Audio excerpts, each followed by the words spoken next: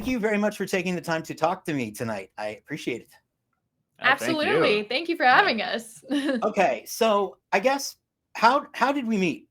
Now, when I say we, how did you two meet? Because I know how we met. We met at MagicCon, but what's the story of your two connecting and making Starsieve an entity? So, yeah, we initially met through Lightbox Expo, which is another show. The same year that I actually got the job with Wizards, because they saw my table there. I was exhibiting, my own personal art. The project that then one of our big Starsieve projects. It then turned into Starsieve. Right. And yeah, the art directors were walking around there and saw my art and reached out to me to make Lightning Bolt. So yeah, wow. And that's So at that same art exhibit, some mutual friends had told me about Brigitte's booth, and I was like, okay, I have to go see this. I'd seen some of her work online, and then when I went and saw her at the booth, and then we sort of started, shooting the shit and talking about, our interest in world building and everything that she had been sort of developing on her end, and we basically were just like, we have to pursue building out these creative concepts and worlds and things more. And then, a few business meetings later, we were just like, let's start a studio. Yeah. And Starsieve grew and expanded from there. We realized we were creative soulmates. Yeah. After a few times hanging out and just starting to make things. And now we love creating as a duo, everything we do, illustration and films and music and all of it. Yeah. We love working together so much that we now work and live together and don't spend our time with anyone else ever. So yeah. Well, I mean, except with you guys at MagicCons. And at MagicCons. Yeah. You both were exceptionally adorable. I always I do find it. I love meeting couples put together that they're fun as a unit. How you meet people and sometimes they're with someone and you're like, oh, you're so much more fun when the other person's not around. Yes, yeah. It's nice to meet people who work as a unit. So okay, so you basically combined together, you guys are essentially if you cover the gamut of the entertainment industry. Clifton, you're a cinematographer and color lens. Oh, I messed this up. So film colorist. Yeah. So okay. Just real quick, what is that? How do you fall into film coloring? Actually, I became a director of photography in film originally from the world of commercial photography. And when you come from a world of composition and lighting and you have all the equipment and you shoot a film for a specific kind of look and hand it off to be edited, there are only so many times that the editor who doesn't really know about color timing can kind of do an imperfect job, we'll say. Fuck it up. Color. Oh, I'm just gonna plug this. Just unplug it. Sorry. Did I wake the computer? It's just, I don't know. It's awakening itself. My deep voice is rumbling the room. Yeah. Okay. It's just, if it turns on now, then there's a different problem. Then we've got ourselves one of those horror movies that are, I'm not gonna lie. What was that one horror movie that came out where it was a bunch of them on video live cam? Oh, it was a good one. It was it wasn't actually bad. I wish you could remember. Oh yeah. No, I remember hearing about that. I can't remember what it was called now, but I should know this. Maybe. But they caused the girl to. They caused the girl to unalive herself. I can't believe that they make you say that on YouTube, but oh, I see. Yeah, because using the actual word is. Know. But in any case, they play a prank on her, causes the girl to unalive herself, and then she comes back and haunts them through they're having a chat online and. Oh. God damn it! It's something about friend. Unfriended. That's it. Unfriended. Yeah. Yes. Yeah. I'm sorry. That was going to be in my that would be irritating me the entire thing. Okay, so you come from cinematography. Well, basically, it's like a lot of directors become directors because they get tired of editing badly directed films. A lot of editors. Same thing as they learned to edit because they wanted to direct, and they learned that in order to get a really good film, they had to edit their own stuff. So just by color grading my own project, I realized, I've already acquired all this, coloring equipment and the control panels and this monitors and stuff. So I sort of offer services to help rescue other people's imperfectly shot stuff. So sort of falling into it by doing it sort of for myself as a cinematographer, and then realizing that I could provide it to other people. Because that really does make the difference. I was watching some of your stuff and like obviously like and watching some stuff by like say other people who had the same sort of maybe budget, I guess maybe. And like it is amazing how much of a difference, like if it is not properly, like if the colors are off, it can make it like it can be the difference between somebody not seeing the goodness of like the actual script or the concept or whatever. Right. Thank you so much for the compliment. I'm glad you had a chance to see some of the stuff. Oh yeah, absolutely. So, and I saw like there's a shot of you. So you do like when you're not massively busy doing artwork and music, which you're a musician as well, which everybody should hear. It's crazy how much gruffer you sound. And this is gonna sound gauche, but like, how old are you two? Because I mean, I'm young. I'm not young. I mean, I'm 42, so I can't tell the difference between like 20 and 30 at this point in time. So like, you guys seem really young. So what was the question in there? How old are you guys? Because you're so young. I am 36. I just turned 36. Yeah. If it weren't for my beard, you would for sure think I'm lying. But I do think you're lying. I think that you're in your 20s. No, and then Brigitte, you're already. I'm 46 actually.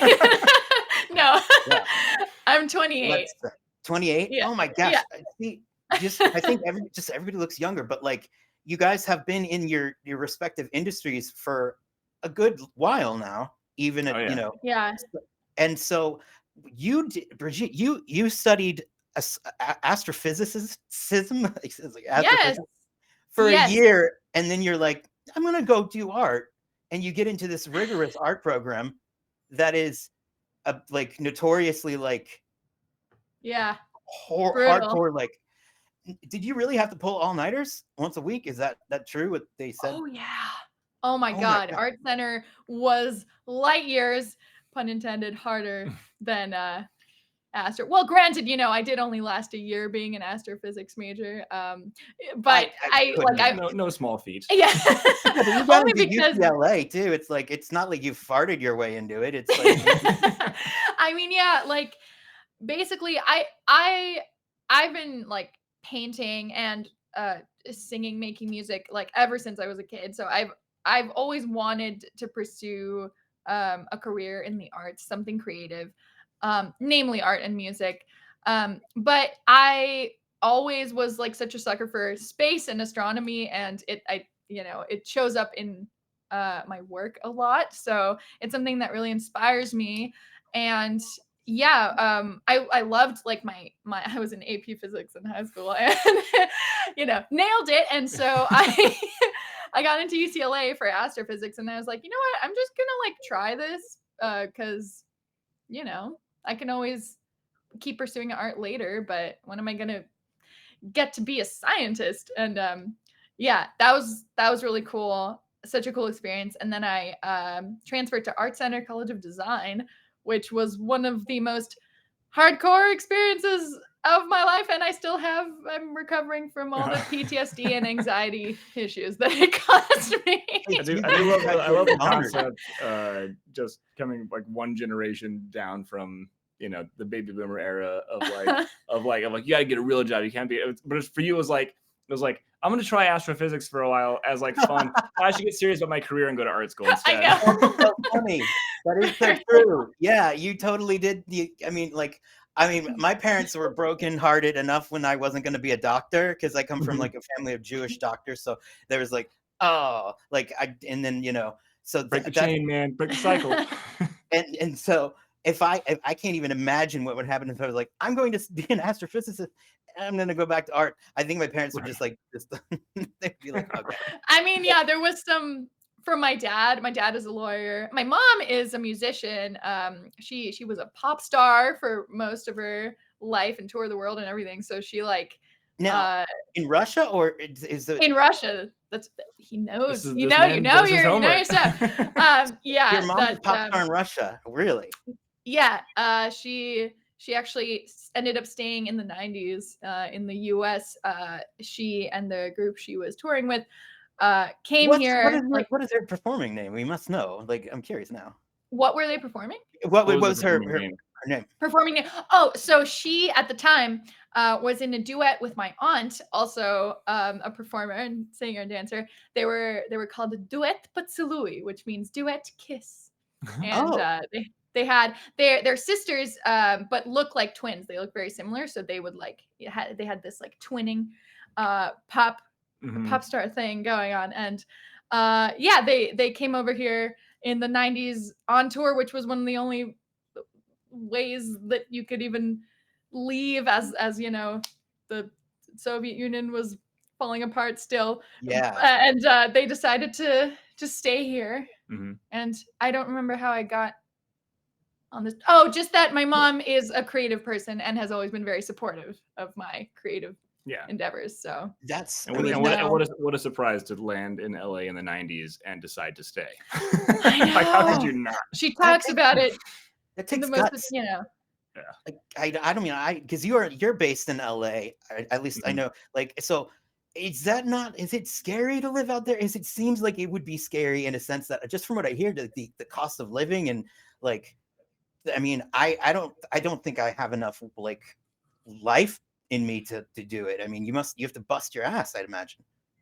Yeah, it's expensive. It's like I'm from here, so like I never left. You didn't know any other world. This is just how much it costs. This is all I know. Yeah, right. It's just how the economy everywhere works. else is really cheap. Yeah, you're like that's odd.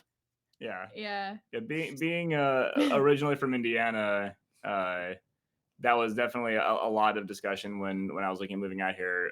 People being like, "Oh, it's so competitive out there, and how can you be a part of the art scene when there's so much art already there, and it costs so much," and all these fears and stuff. But the reason that like there's so much of that scene here and so much of that here is because a lot of it originates in major cities like LA and New York and San Francisco and Chicago and stuff. And I'd already spent a couple of years in Chicago. And I don't know, maybe it's the sunshine and the palm trees, kind of feeling like a destination, like vacation spot to me or whatever. But like I always felt a little more sketched out, just kind of roaming around Chicago than roaming around LA. But and cost of living is comparable between like a lot of the major cities. But I definitely, if I'm going to be stressed out, I'd like to be stressed out where it doesn't snow. Yeah. So, like I actually saw snow for the first time in Chicago. When we were like, everybody was like, I was like, we got there. Yeah. I'm like, look, I'm making footprints in it. They're like, oh, can we go? I'm like, oh, I'm not gonna. But, so you meet at this like fortuitous like gather this expo, and you get together, and then okay, so when did you first when did you first get the letter, Brigitte, from Wizards? Like, what was the moment where you knew that you were going to be getting your first brief, and what was your first brief? So so that was at that same show. I just went home. I never actually met anyone from Wizards there, and they must have come up and like taken my card while I was like getting lunch or something. I was away from my table because a couple of days after the show, I got an email from Tom Juncott, and he's like, "Hey, good afternoon. I saw your table at Lightbox Expo. Would you like to do a commission for Magic the Gathering?" And I was just like, "Oh my god!" Like, yes. Oh, yeah. I had no idea. Triple check the URL from that is at the correct URL. Yeah, right. Right. Phishing. Like, yeah. wizardsofthecoast.edu. Yeah. And and so I didn't know at the time what the card would be, but I said, of course, yes. And the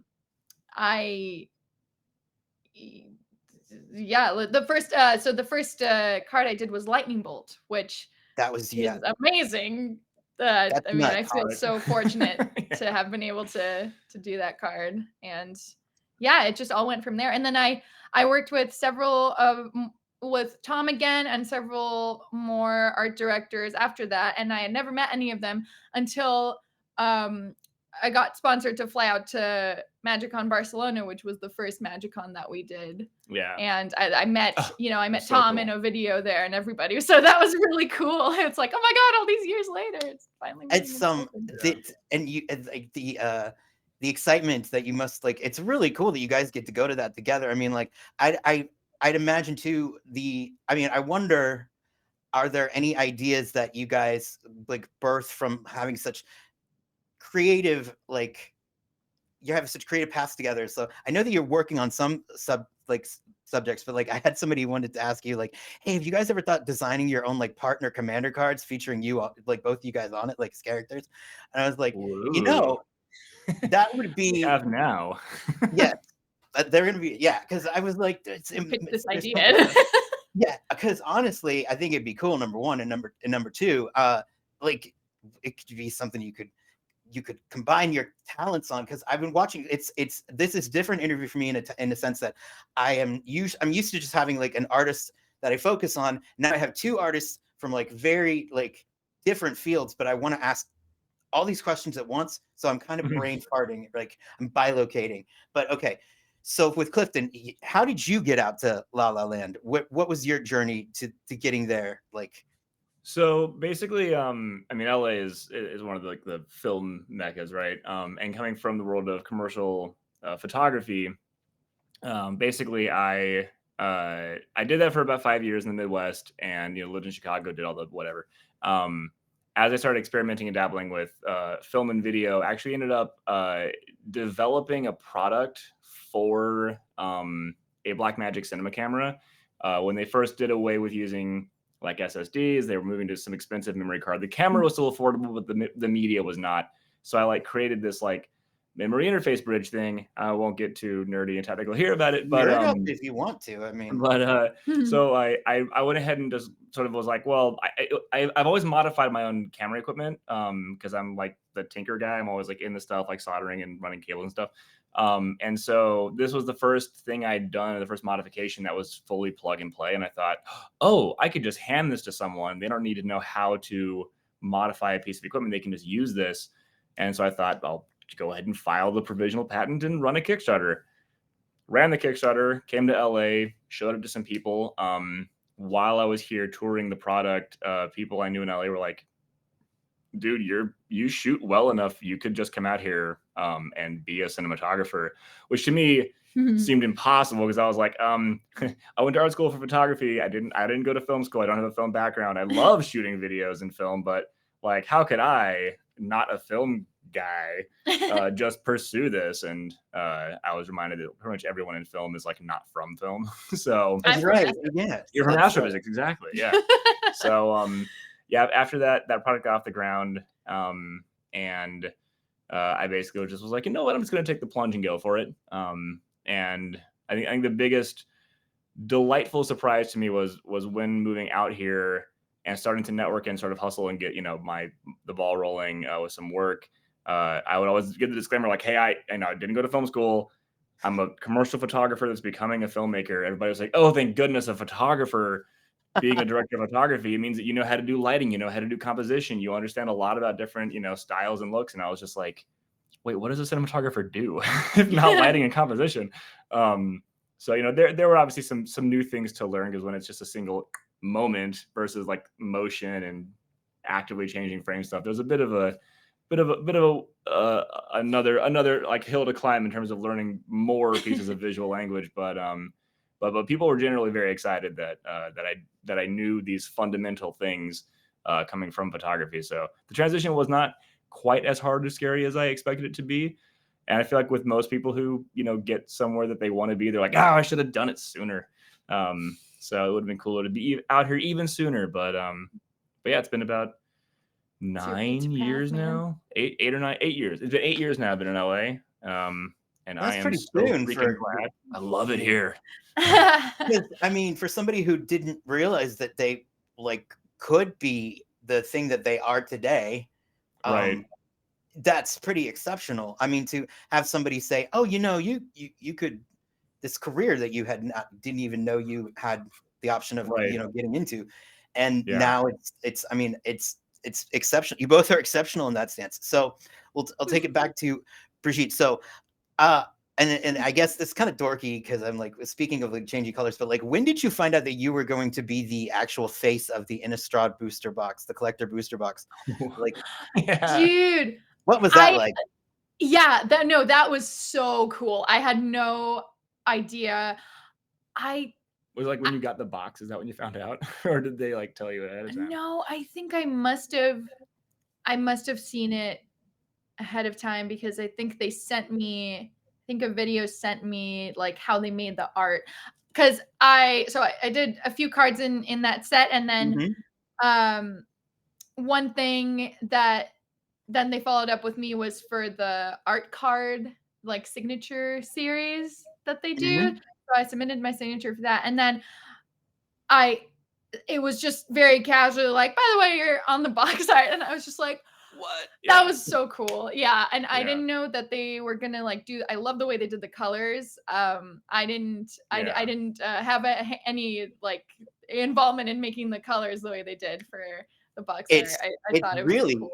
Yeah, it's super awesome because, you know, you think, I mean, the artwork is fantastic. You have this very folky aspect to your art, which and what is your medium, your preferred medium? Because like, as far as is it, I'm thinking maybe I try to guess sometimes, but I never can. So what is it? That's like, is it watercolor? Is it digital? What's happening? Yeah. So for initially, for that set of cards and for Lightning Bolt, I was doing this process where I would make an ink and like black watercolor sketch underlay. Okay. Yeah, and then I would scan that and then color it digitally. So you get kind of like that blend of it looks textural because it's actually like an ink drawing on paper. And yeah, so for Candle Grove Witch, that's exactly what I did. And then now I really enjoy doing kind of the inverse of that after Clifton and I started working on illustrations together and like figuring out our process. I really, really enjoy, because I think traditional media has always been the most rewarding for me. I kind of went through a whole arc where I really enjoyed working with ink and like watercolor, pen and ink.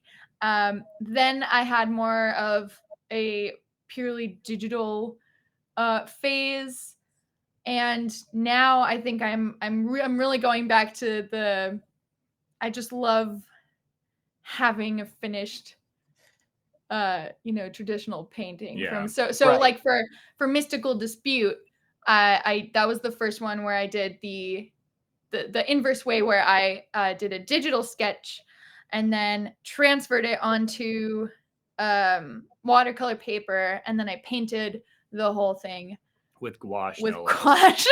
I don't know why. For those of us who have worked with all the different kinds of paints, when Brigitte was like, everybody asks, right? It's such a beautiful work, and everyone's always like, "What?" And I was also like, "What did you do this with?" And she was like, "Gouache," and I was just like, "Why?"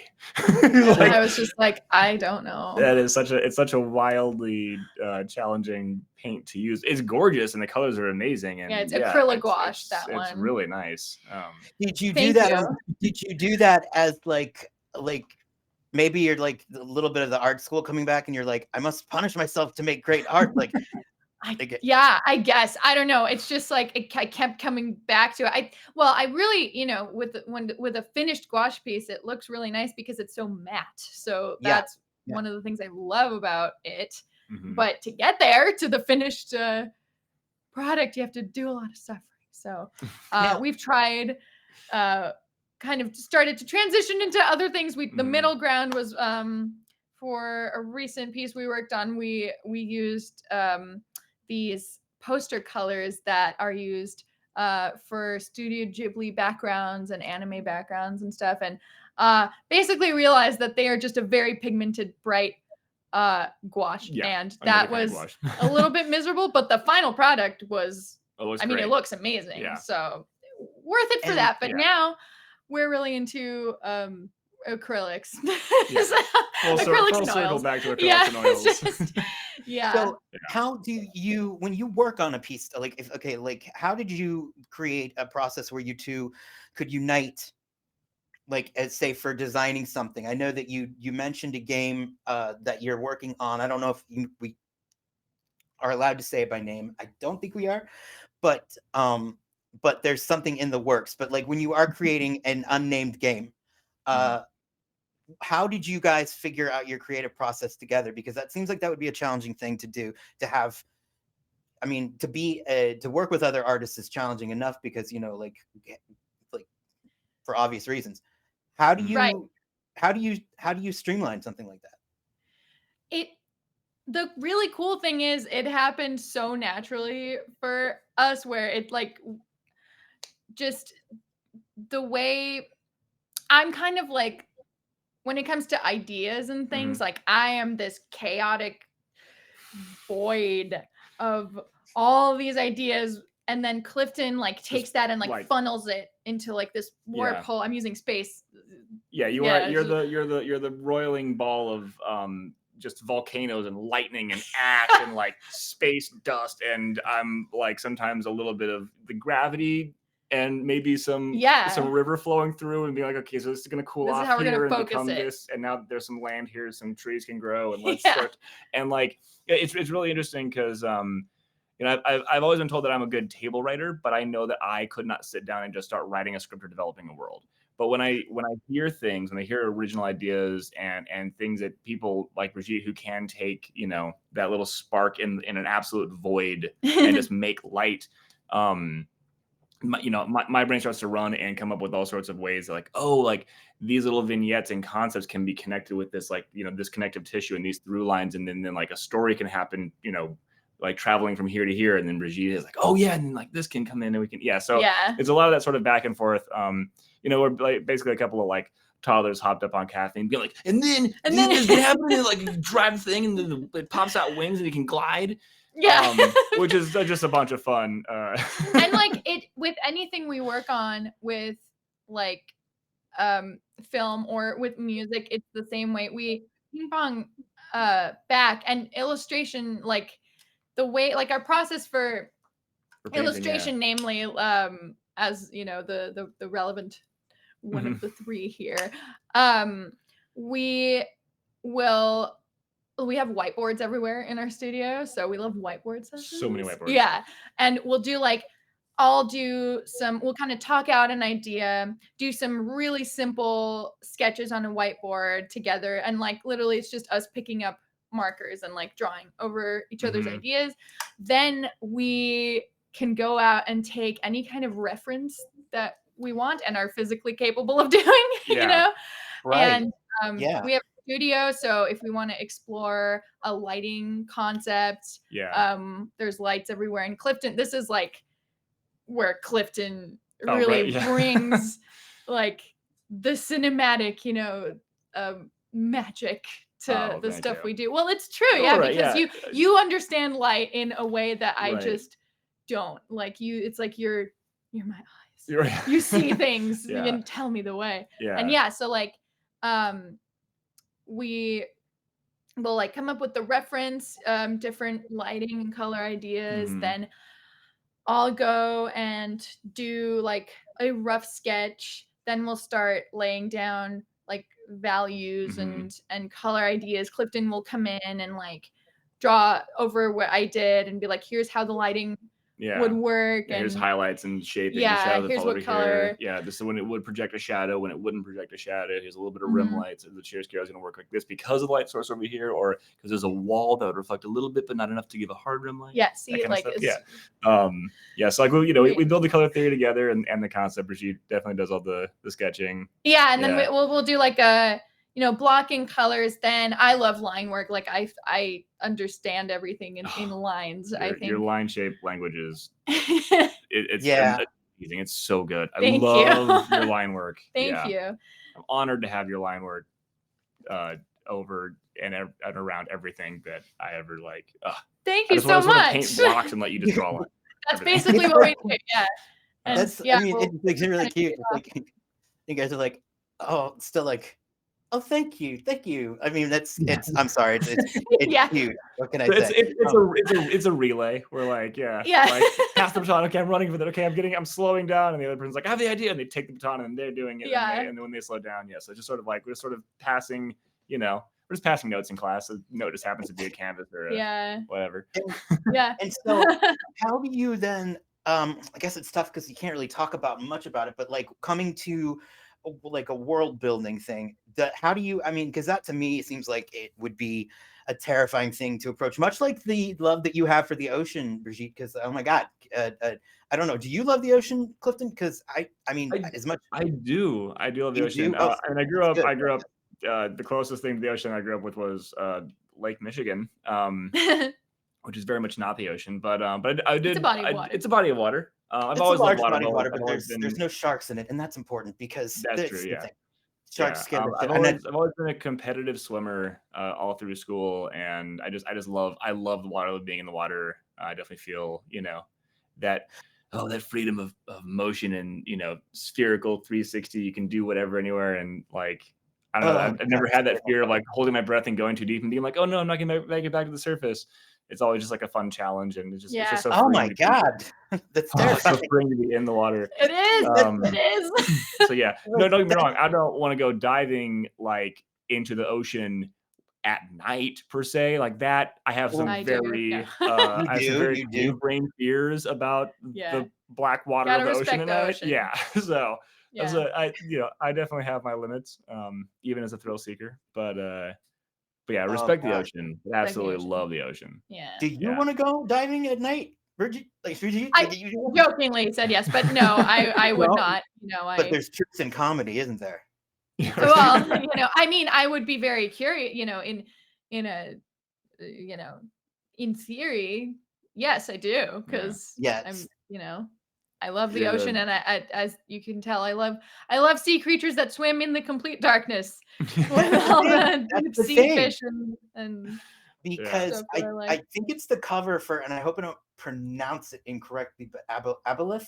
Oh I think yeah, the artwork for the cover of Benthos is yeah, like that explained. I feel like that explained a lot about what your sort of like inner, like, I don't want to say yeah. desire, but like maybe like I saw that cover art is like an alternate version. Like maybe it's like like a version, like an avatar of yourself, like your like a representation of you in another form. Is For that sure. an Yeah, that was I did that around the time that I got certified for scuba diving. So like I was really big into drawing just scuba gear everywhere. yeah. And just, like sitting on the bottom of the ocean, kind of like looking up, is totally a fantasy headspace of mine that I really like. And I love to free dive, and like to me it is one of the most like peaceful, harmonious feelings to Oh yeah. to free dive, and I've done some crazy dives before What's the that I don't craziest? know if I would repeat now, because now there's too much to live for. Just too I many cool love things to do. that shot so much in the little magic artist special we did on the channel. I Yeah. love that shot so much of Brigitte just like casually swimming down into like a Into a cave, cave. hole at the bottom of the ocean. It's just Yeah. like without any like scuba gear or anything. You're just like see ya, just into the dark depths she goes. That's the smoke and mirrors, because it took me like 15 tries to not bitch out and like swim back up. But Yeah. I would have been like, they'd have been me on the beach going, nope, no, no, thank you. I can't even look at the Jaws 2 poster without like, I don't know, have you ever seen the Jaws 2 poster where it's like, it is this blood red setting sun and it's this red like ocean, and in the center of it is just a single fin, and it's so terrifying. And the So artist who Love did it, that. it broke my heart. He died. He's like, that was a piece of shit. I think, and I was like, no, it's not a piece of shit. And then, okay, we're going to diverge a little bit into AI. I have some questions about this topic, but I just, right before getting on with you, I saw some fucker had just did an AI version of the artwork for the poster of that, and it was just so terrible. So how do you deal with AI? We know, like, as far as the traditional, like, as in the Illustrator thing, it's terrifying. But what about the cinematographer side of things? How are you dealing with that? I mean, give me some feedback on AI, because I really don't like it. It scares me. No, it's pretty. I mean, it's pretty awful.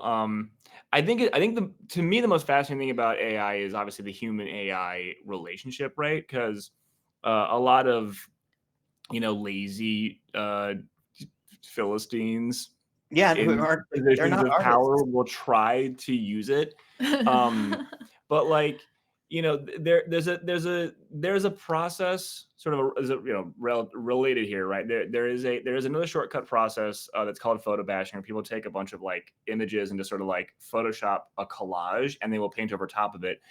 And people can tell in a final painting if the source material under the painting was a photo bashed image of actual photographs, because there's something even just a little bit off about either perspective or lighting, or it doesn't quite translate, or the person who's painting it can't quite blend them in their own head. So there's always a little bit of telltale signs of even photo bashing. Mm-hmm. So it's interesting how even as shortcuts emerge, we develop a sense of them very quickly. Sort of like with CGI, right? Like, no matter how good the CGI looks in a movie, in 5 or 10 years, it's so cringe to look back at it. Yeah. And like even Avatar, the first Avatar now just looks like a PlayStation game, right? It doesn't look like this crazy thing that when it came out in theaters, it was like, oh my gosh, this is like photo real. And now you're looking at it and you're like, wow, this motion is awkward and weird, and the physics than the new one, in my opinion. But the speed at which AI got better still doesn't match the speed at which we can spot it. And I think that when people see AI images, they go, oh, they can feel the lack of soul of a human making decisions. And it's cool to see, like, we all love the blue and the blue, teal, and orange color grade, right? The Marvel color grade, right? The superhero movie color grade. But that's pleasing looking, but that doesn't replace, the heart and soul of like good writing, directing, and acting, right? So like, just because an AI can generate an image that that emulates stylistic approaches to making forms or color or whatever have you, you can still like see and feel the artist's intention, even just in the composition or the way the details are rendered. So like, from a film side, it gets used sometimes to sort of quickly convey ideas. It sort of becomes like a concept art cheat.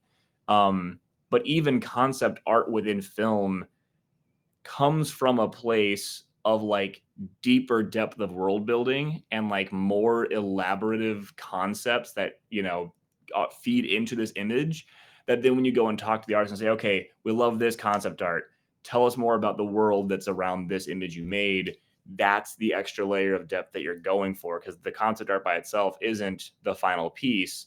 It's like the start of a talking point for more elaboration and expansion. So even within film, people using AI to like try to create an image to quickly convey an idea, it's like not an artist who has any world building in their own head. They're just like, oh yeah, like a unicorn with like dude hands and a sniper rifle on a building, and you're like, yeah, I see that. That's cool. Like, what it looks like. How did that happen? And the person's like, I don't know, I just thought it was dope, and I put it into like an AI prompt. So like, with dude hands. That's great. So you just want to have the human element, and it quickly falls by, and you quickly find out like, oh, this was not generated by someone who had any more than just what they typed into the prompt. That was the extent of this idea. Yeah. Like, I mean, I'd sound like a bit like when they call themselves artists, I'm like, just because I microwaved a pizza, like, doesn't make me a master chef. So. Right. We always talk about too, like Jurassic Park, the greatest movie ever made. Best movie of all time. That's amazing how that like still looks good. Yeah, well, that's the thing. It'll always Yeah, be as good as the day Yeah. that it was shot. Yeah. And like we're all about like for our own stuff, we love practical effects. Practical effects for life. Oh, like- see, it's nice to hear young people talking about that because I'll tell you this much: like, there was a while where it was just like the studios were just saying no to like they wouldn't even they could afford it, but they wouldn't pay for it, and they'd be like, no, just we'll CGI it. And the crazy thing too is it always starts with, you know, a budget in mind and shooting on the day with the green screen, or an actor who has to, you know, be afraid of or in love with a tennis ball that's going to get Which tracked is into my something else daily later. life, actually. I mean, It's like like, oh well, this is so much cheaper on the shooting day, and like we have this budget for CGI, and then every time, no matter what, the CGI budget, the VFX budget, the post budget just balloons out of control every single time. No matter what, it always ends up being 2, 3, 4 times as expensive as they think it's going to be, and they still have to cut corners, and like it always seems like this like super inexpensive magic bullet solution, but like I mean, I'd say between 7 and 9 times out of 10. At the end of the day, it would be cheaper just to shoot it practically. Yeah. And even though, you know, again, like I said, Avatar looked amazing when it came out, it looks worse now. Yeah. If Avatar was shot with like puppets and like, you know, body, you know, like paint and like the Jim prosthetics and stuff, Henson it would style not have kinda. looked as sharp then, but it would look better now. Yeah. Because even when you use animatronics and makeup and puppets, it may not look as sharp as what CG looks right now, but it will never look worse than the day you shot it. And that is, I think, the beauty of practical effects. I mean, that's why the T-Rex looks so fucking amazing. Is because Dan Winston had the giant head of I think, what did he build the entire like half? I think the whole like, head and neck was an animatronic. The foot was an animatronic, and it was actually an interesting fact. I love sharing this little anecdote as long as we're having a little sidetrack about Jurassic Park, because it's so good. Yeah. Anybody who disagrees can stop watching. They can skip ahead to a different video. But not after before liking and subscribing to all of our channels. Just please follow. Sign up for every newsletter, everyone. So, so the reason that the CG that is in that movie, because there obviously is some CG in there, right? You have full dinosaurs running around and stuff. The reason that CG looks so good, because that was like one of, if not the first large scale implementation of CGI for monsters and creatures in a movie, right? At anywhere near this scale. And basically, they had actually hired like the whole Stan Winston team to do stop motion animation. Actually, we're going to have the dinosaurs be like little statuettes and claymation that would physically do stuff. And those guys had obviously very few frames to work with when doing that. You know, you see the old like is it the Winston Gladiator movies and stuff, whatever the film is where the guy like fights the skeletons, right? and like I think Clash of the Titans, right? Like those creatures have, you know, you can see the limited frames in their motion, but they breathe, they have weight to them, right? Because these guys are master animators working with limited frames. And so instead of getting rid of that team, they actually rigged up basically the armature for like the T-Rex and the Raptors and the Gallimimus and all that. And they have the animators go through and physically position as though they were doing a stop motion, where the creature would have the right weight because an artist gave them weight and made them breathe and land and have impact, you know, on their own body. Wow. Then they had the computer take those keyframes that are the most important parts of the motion and then make the in-betweens. Nice. Which is why that CG has such good physics, is because it has master handcrafted animation at its core, and and the computer simply smooths it out. Yeah. That's what it should be. Like that's where I feel like people shouldn't be. I mean, people are like, you know, I mean, I'm all for computers help, but like just a little dust of computer, just a little dusting of computer. But like, wow, that's impressive. I mean, let the computer help smooth things out. Don't let the computer do the main parts. Yeah. A human being having, you know, a breathing soul intentions always gives that extra edge. Yeah. Because then you have the difference between the Thing 1982 by John Carpenter, which is the like practical effects, and then you have the Thing, you know, remake, which if they were going to do it all. They were going to do it all practical. That's the part that blows my mind. They literally did that movie with the practical effects, and they went over and CG'd over all of it. It's so and depressing. it And looks behind the so scenes, bad. The BTS looks better than the movie. it's It's so insane. fucked up. It's so fucked up. I'm I'm with out of you. the loop. It's I didn't realize there was a remake. oh, we have a It's movie to yeah, watch tonight.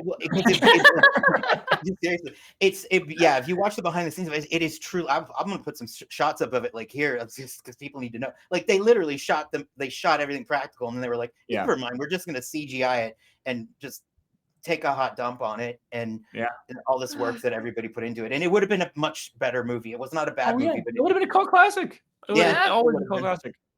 Give me. I will happily shoot.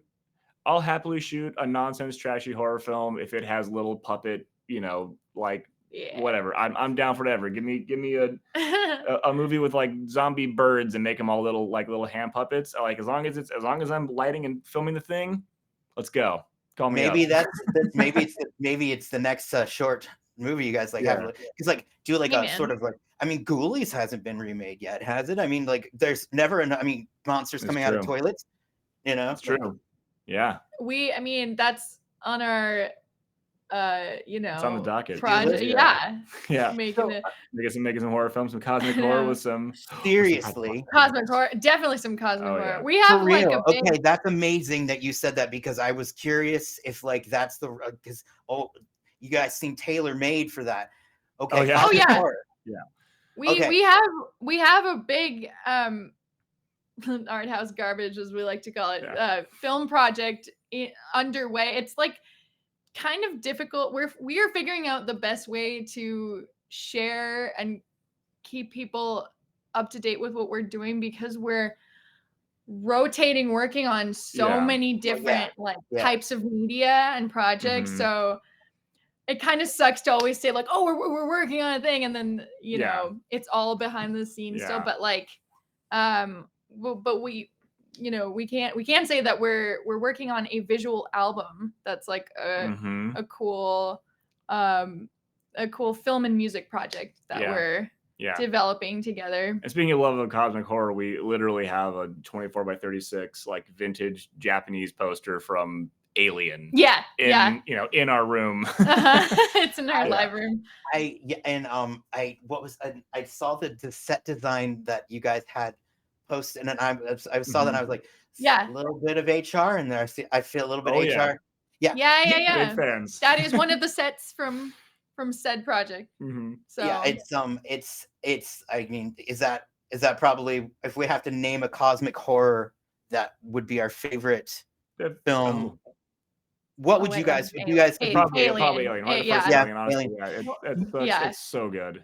But you know what it's amazing about Alien is that Annihilation's also great. Oh, that was amazing. That was amazing. That scared the shit out of me, and I was watching it alone. Existential. Have you read the book? By Stalker, which is my favorite film of all time. Wait, which one? Film. Such a fine film. Yeah. Stalker? A fine, quiet sci-fi. Yeah. Wait, anyway, what is this Stalker about? Right? Yeah, the 70s. What's Stalker it called? is Stalker? Pardon? Yeah. Stalker is the name of the movie?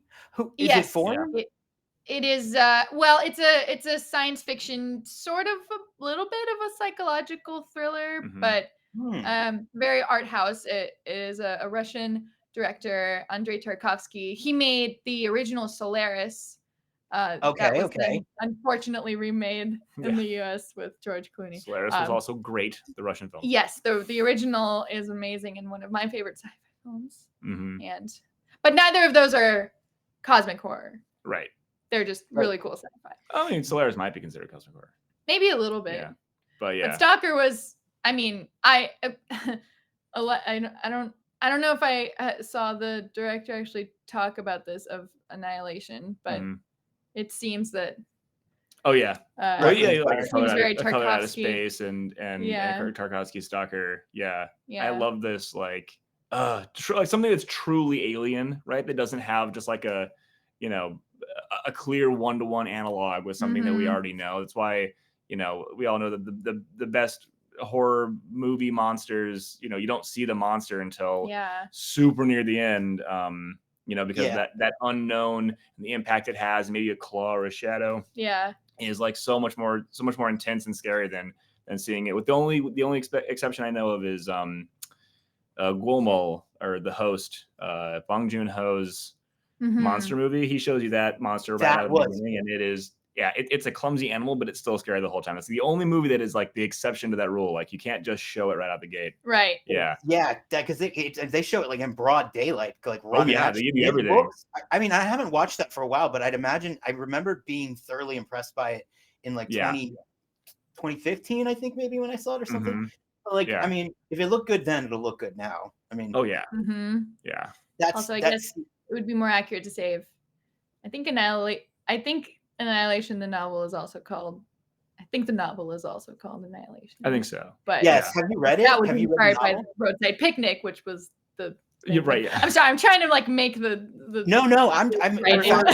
We're hipster historians Yeah, we're about the hipster. things that we I like. Don't worry. I know because someone in the comments is gonna be like, they it was based on misspoke. Roadside Picnic, Yeah. and anyway.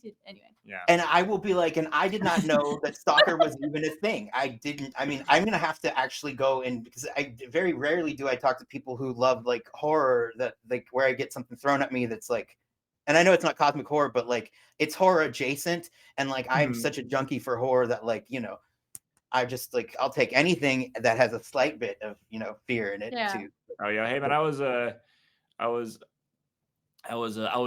big Bram Stoker's Dracula fan until I saw which is still good, but then Interview the Vampire blew me away, and then now I still have not seen one that has surpassed Let the Right One In, the original film, not Let Me In, our remake. Yeah, Let the Right One In absolutely holds it for me in terms of like if we're just talking about horror in general, right? Like genres, vampire movie for me, Let the Right One In. That's the one. That is a great film. I want to see that. Such a great film. You haven't seen it? Movie to watch tonight. Yeah, we have a list going. Still feature. Seriously, like that's a great. What about you? Okay, so Brigitte, if you had to name, let's just do. What's your favorite vampire movie then? Like, what would be your favorite vampire movie? Vampire Hunter D. Oh, that's a good. That's a good one. Yeah. And I had to fucking hunt for that. Like, it's not easy to find. Like, to find it streaming, it's an incredible work of art. I just It's amazing. who was like, I was talking to Katya, like who had found she was in Japan and she was just walking around. She found an actual like original piece of artwork done by I can't remember the author's name because I'm an idiot, but she found an original like of it, and it was just and she's like, you know what, I'm gonna go ahead and splurge on this. Like I'm just gonna splurge. Yeah. Like, yeah. So yeah. Okay, so paintings wise, I like to ask fun faith, but I guess for Clifton, I'll switch it up and do film. So, okay, if you could have a dinner party, I guess you both will mix it up together because you're going to be hosting it together, and you have to invite living or dead, any artist or filmmaker or any just what have you from any era of like their life. So if somebody had, you could say, I want to invite Trent Reznor during the 1997 time, like something like that.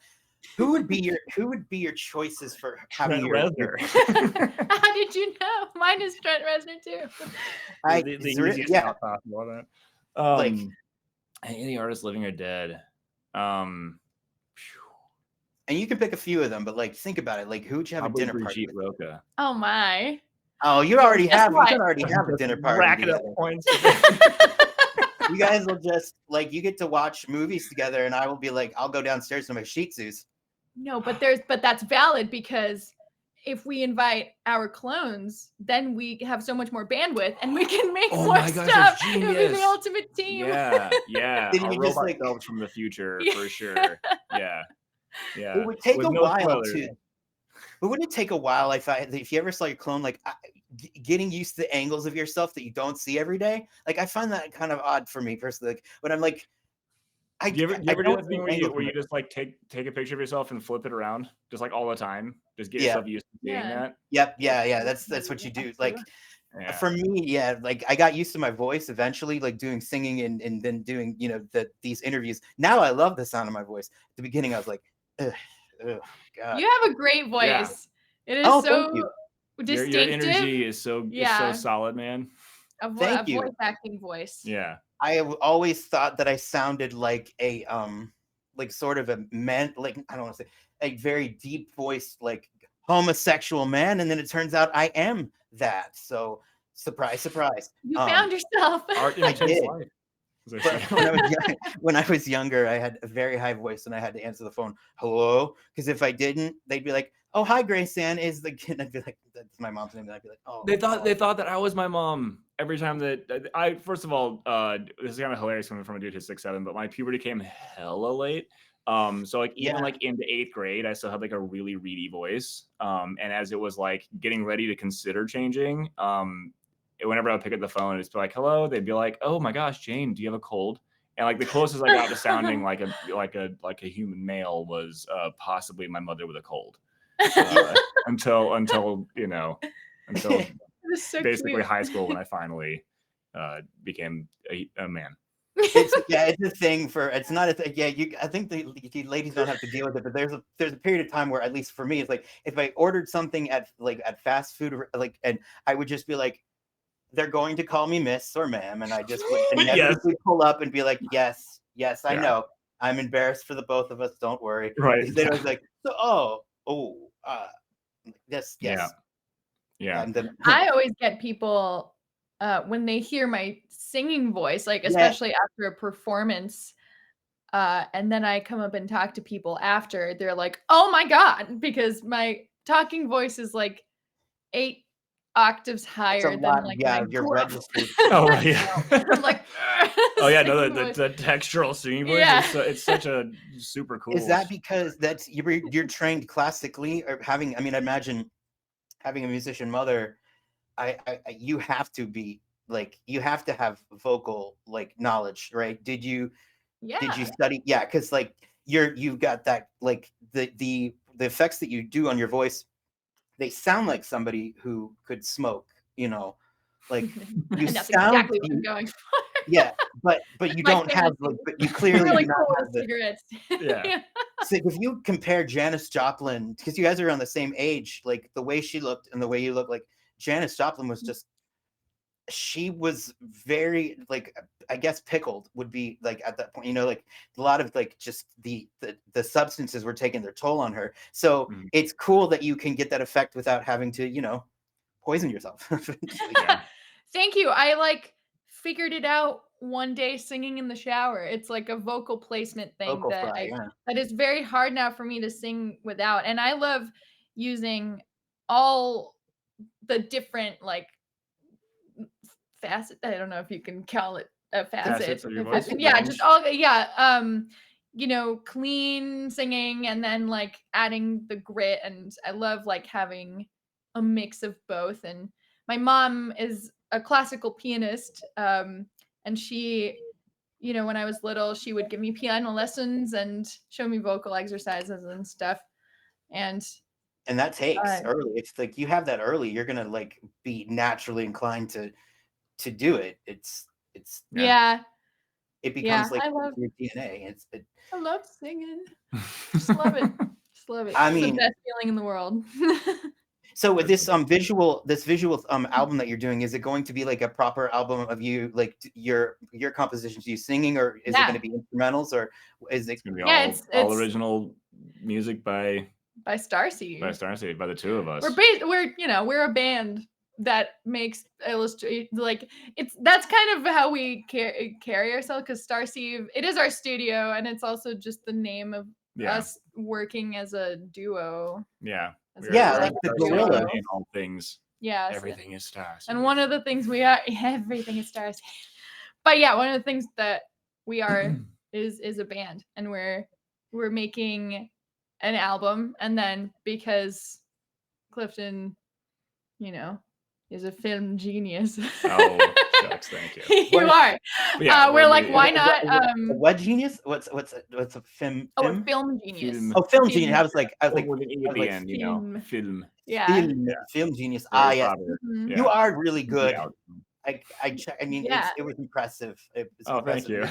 Your team that means the world to me. It is true. And like the whole point of Starsieve is like, how many different ways can we combine all of our skill sets between the two of us to make as many cool things as possible? And so like, if we're making an album, why not make a really cool music video for every single song in which we build the sets and design everything, and Do you So. think that like the gorillas maybe like sort of how they like over the years, you know, it's been like the core like people of the gorillas like Damon Albert like being like say the core members. Do you see yourself like eventually like bringing other people in like behind the scenes and doing some sort of like where it definitely. expands Yeah, and, for sure. Yeah. and Yeah, becomes we're like a commune of sorts? yeah, that's Mhm. it's definitely always been a fantasy of mine is having oh man, if we had like all the money, right? I Yeah. would just buy a neighborhood and I would put all of the people that we like love to work with and collaborate with and all of the houses, and then we'd just be able to just like walk around. I guess you would Yes. call that like a film studio lot. Also, it was like, I'll just buy Warner Brothers and kick everyone out and be like, okay, you get this warehouse, you get this warehouse. Mhm. Yeah, and let's all come together and make something. Yeah. Yeah. And like live in the set of the where they shot the Twilight Zone. You're like, oh Yeah. yeah, right. Oh, Oh, that yes.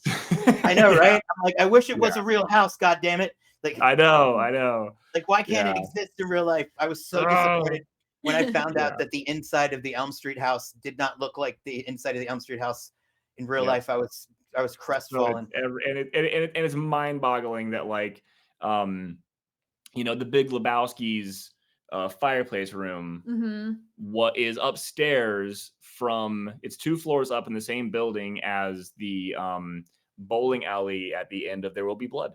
I met Oh. both those rooms on the same day. Not even the bowling alley in Big Lebowski? Nope.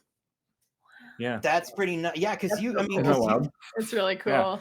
because Um, you've lit in some like you've helped light up some pretty giant stars. I mean, is that yeah. like what It's a is cool there ever experience. been? I mean, like what would you say out of all your like experiences? Who is someone you just sort of maybe not geeked out over, but were maybe more nervous or excited to see in I person? actually have an answer to this. Okay, So you know, again, coming from where I come from, right, where my best bet was to get a good cubicle job, and then I was like, screw it, I'm gonna go for art. I'm gonna go for broke. I'm gonna see what I can make happen. So like, I fully thought I was gonna have like you know a lot more of like starstruck issues, being out here and working with you know increasingly higher profile celebrities and stuff. Um, and even with shooting like you know Chris Hemsworth and Brad Pitt and stuff, like it's you I'm know sorry. not the name Who drop, is just it? like giving like a context, right? Like that was all very cool. But like you know we're all there to do a job.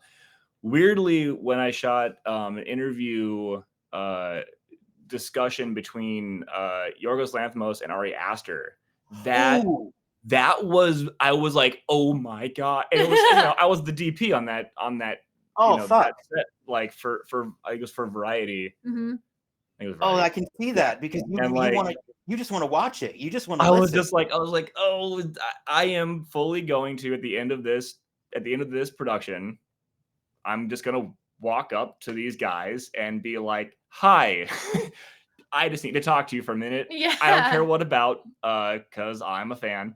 Um, Gosh, and wow. it was funny because even being the DP on that set, uh, I did feel a little bit like, do I have the right to walk up to these guys and talk to them? Am I being like the fan guy right now? But I was just like, dude, you're literally the DP for this variety shoot. You should just go Yeah. and Yeah, talk to yeah, these guys. And yeah, yeah, and exactly.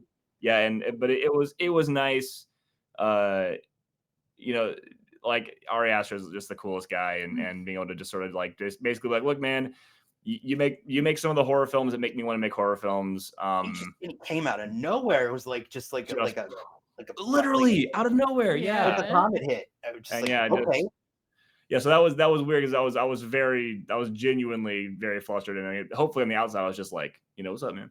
But inside I was just like, oh my god, I'm sweating, and my voice is gonna sound all weird and cracking and fluctuating. But no, but he was super cool, and it was really nice. But I did definitely feel the heart race and the adrenaline just trying to like be cool and shoot the shit. Mhm. You know, and I got out of there without security having to tackle me. So Nice. I must have done okay because he didn't have to like you know Yeah. flag someone with his Didn't eyes have to from call across the room like anybody come get over.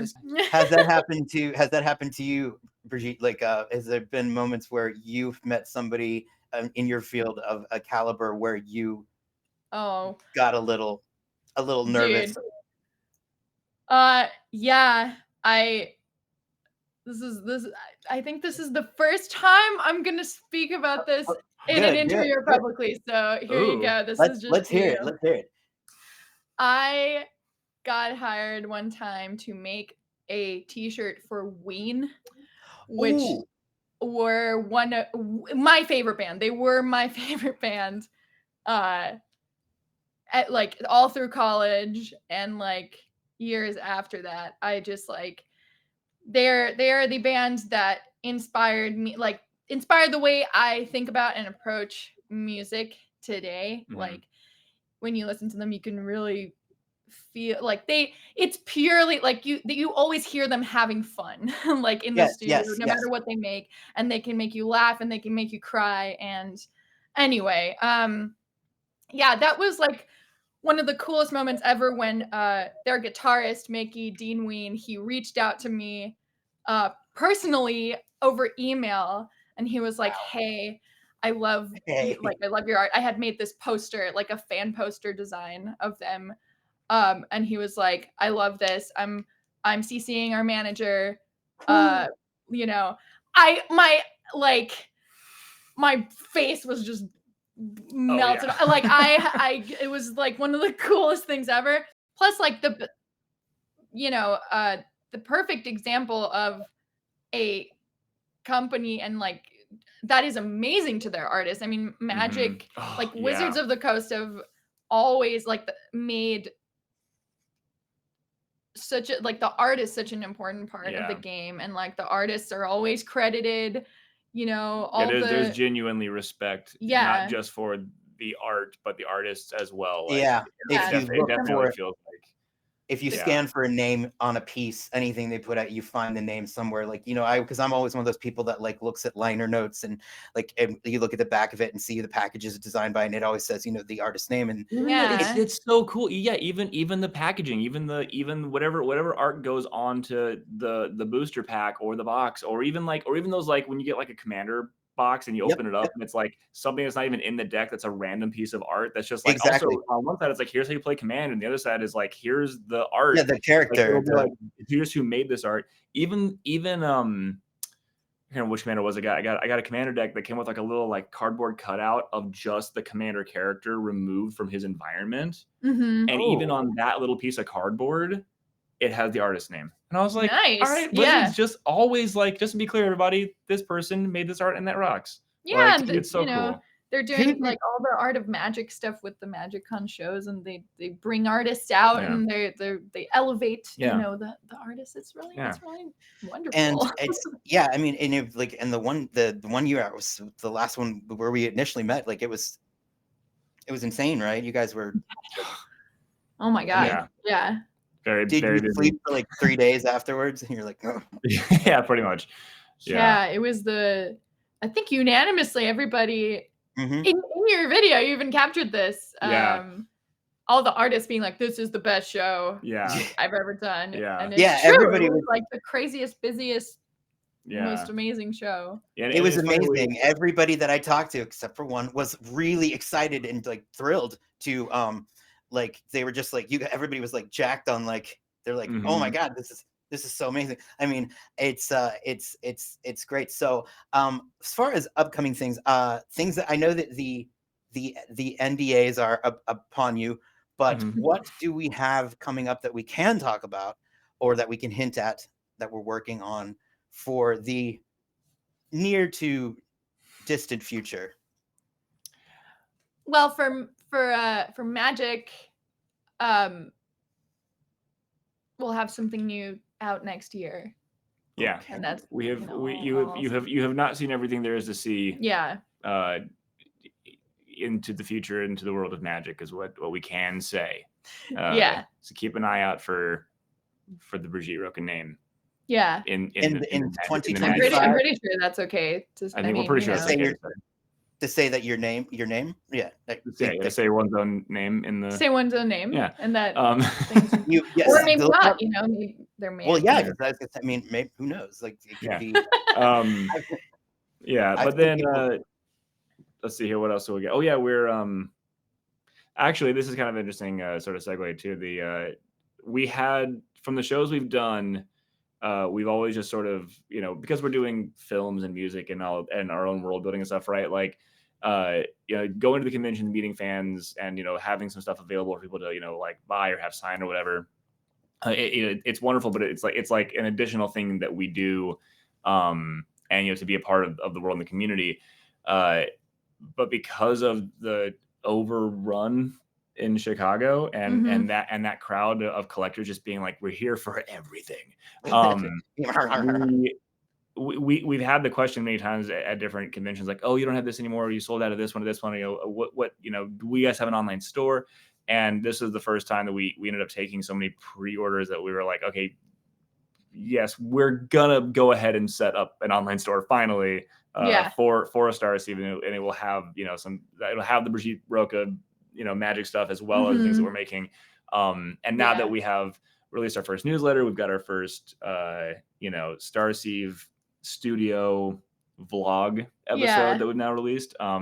We are now very much in the throes of putting together sort of a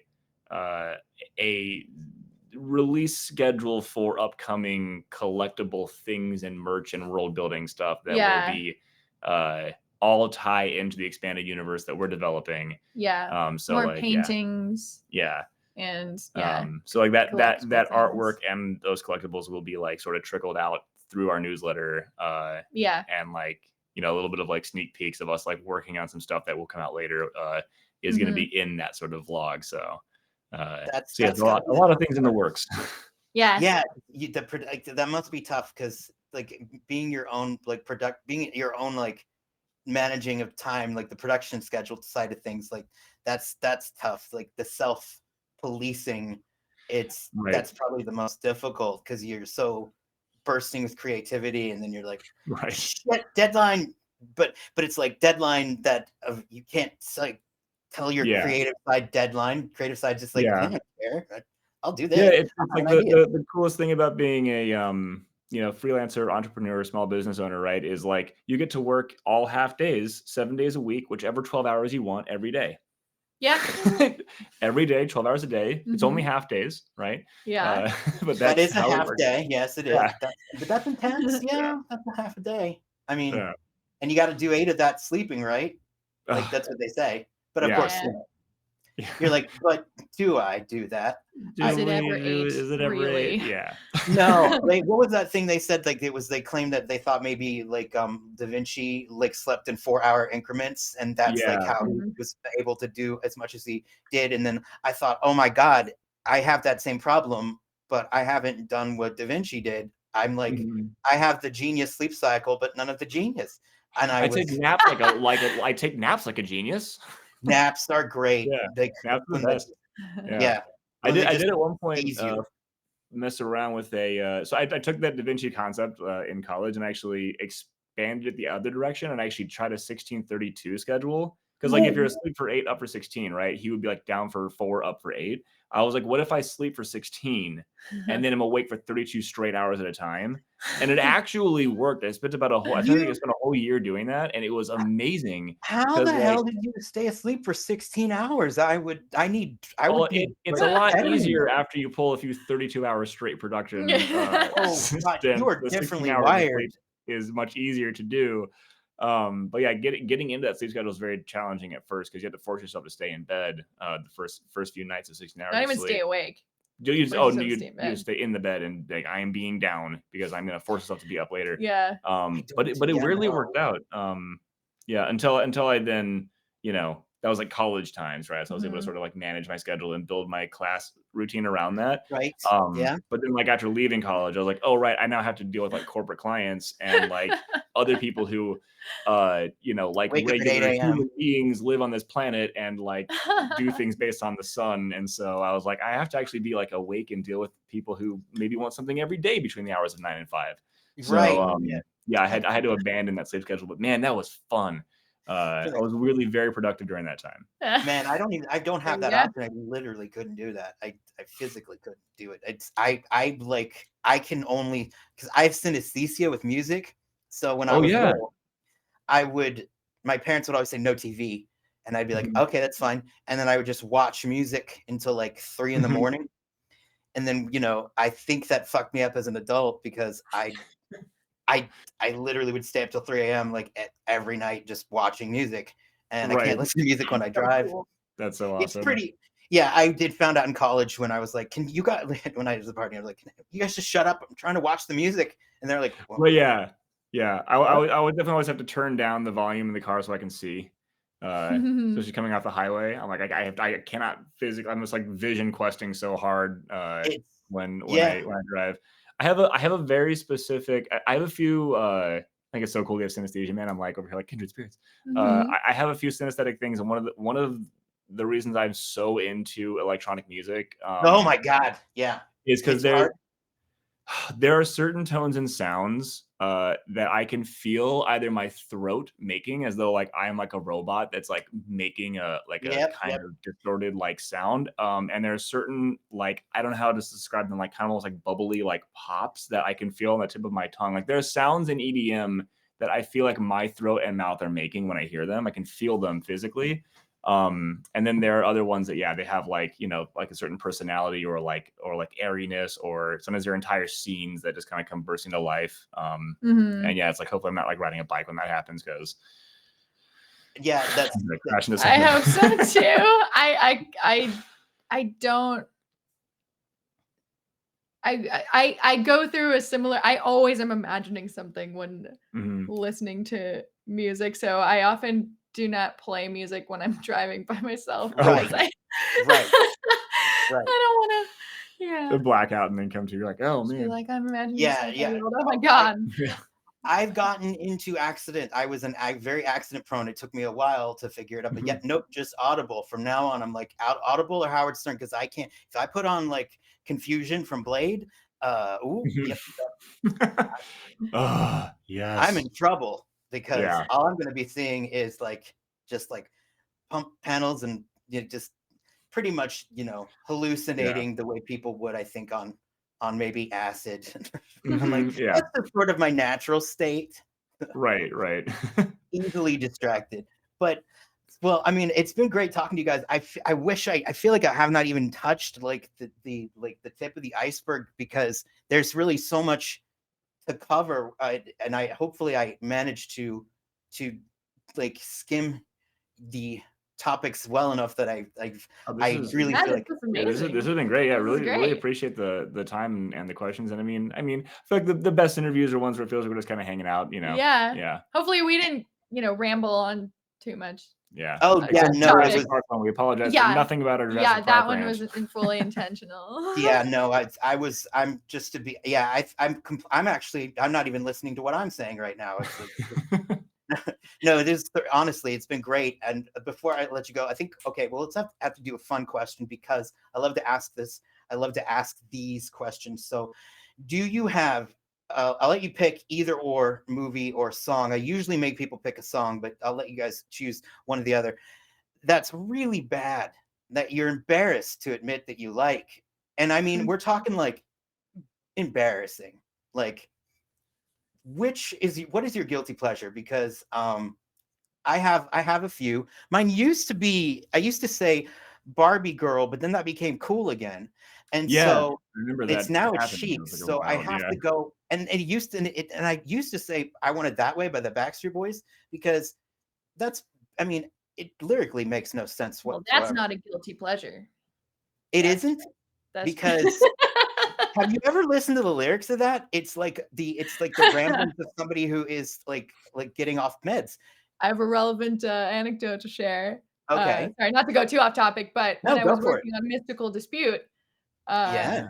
I decided that I would listen to like for the first time ever to an entire Backstreet Boys album.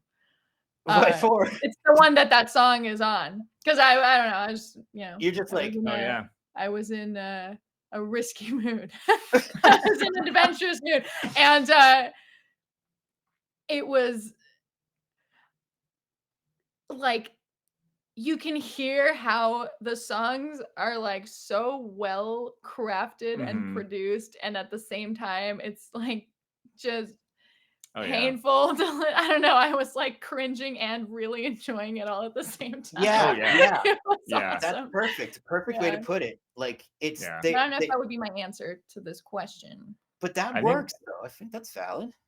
I think that That's my valid. guilty pleasure uh with probably with movies, I'm trying to think of one in particular, but I know that like there's definitely a genre of especially really like there's just campy slasher stuff, but like really like zero budget trashy like garage horror that's like just people just grabbing a camera and like a bunch of like corn syrup and like red food coloring and just making something that's like so like you're not even sure it was even written versus just ad-libbed at the moment, and just like but there's something about just like seeing like unskilled Guerrilla. filmmakers just having fun like making gore soup. I don't know what it is. There's something that's just so playful and like raw and explorative about really really like crummy zero budget horror films that I can just tell that they're having so much fun making it. Right. And like that is massively a guilty pleasure all the time for me, and I just want to watch so much of that stuff, and I just can't, force our friends and family to sit down and watch that. You will watch any. So you're the type of person where, like, if you go on to Shudder, you're like, I'm gonna watch it because it's there. Like, and you That's gotta generally be. speaking, yeah. I like. Yeah. And then you love Ari Aster. It's like that's a conundrum because you're like, I love the garbage and I love the high art. Like, well, and that's the thing is like and the same thing with like shooting, right? Is like I think because of my commercial background, how much I've refined what I do, right? I get contacted a lot. Also, I live in LA, so it's expensive to be here, so I have to charge for things. But that's like, true, yes. I end up sort of in this production space all the time, like shooting what I envision as being like an Alien or a Hereditary or something, or even Moon, right? Like filming things that I think I'm like, oh, Moon is a high art thing and it's very like sophisticated, but I'm like looking over my shoulder at like Ginger Snaps trilogy and being like, oh, I wish I'd have shot that.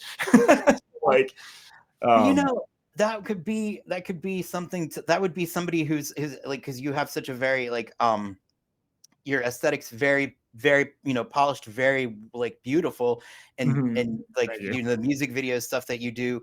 I can see that translating really well. Obviously, I'm excited for the project to see what the unnamed project that comes out.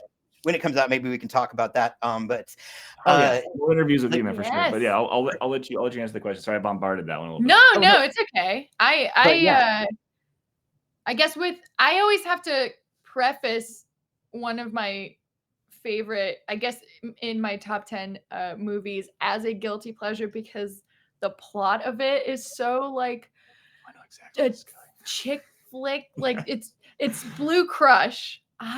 Oh gosh. Okay. Yeah, that's good. Yeah. It is like, it's kind of in this weird spot because it's recognized as a sort of cult classic, like one of the greatest surfing cinematography movies ever. Yeah. And it's true that like the shots of like all the surfing, it's incredible. And also just the vibe of that film, like the design of like the house they live in, and like they just so well captured the feeling of what it's like to be in Hawaii to me. And I've traveled to Hawaii like a lot of times. I really love it over there. Like there's something in the air there, and that movie always like captures it. I don't know.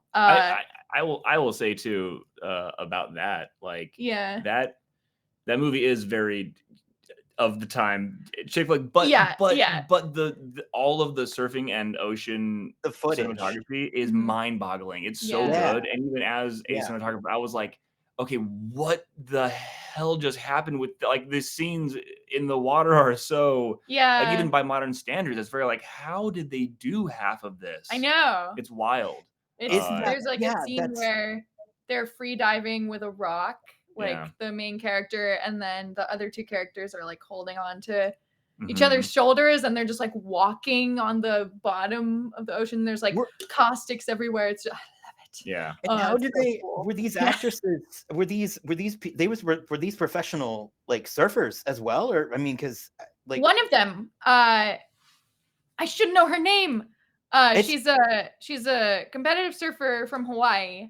played one of the characters, and then the lead is Kate Bosworth, but I'm pretty sure she trained a lot to surf. But obviously, like the big wave surfing was all there's something that's really really painful to watch is the what is early it face called? tracking. The face tracking. Yeah, they had like a pro surfer do all of Kate Bosworth's like big wave stuff, and then they kind of like face planted her face on there. And you're like it's like the Michael Myers mask and H2O.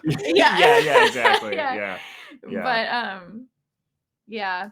So That's that it's is interesting. I remember seeing this footage from it. I've never seen it. I'm gonna check it out now just because like I am actually intellectually curious because it's an interesting for you, like your art. That makes sense that your artist like mind picked up on the visuals of the movie for sure.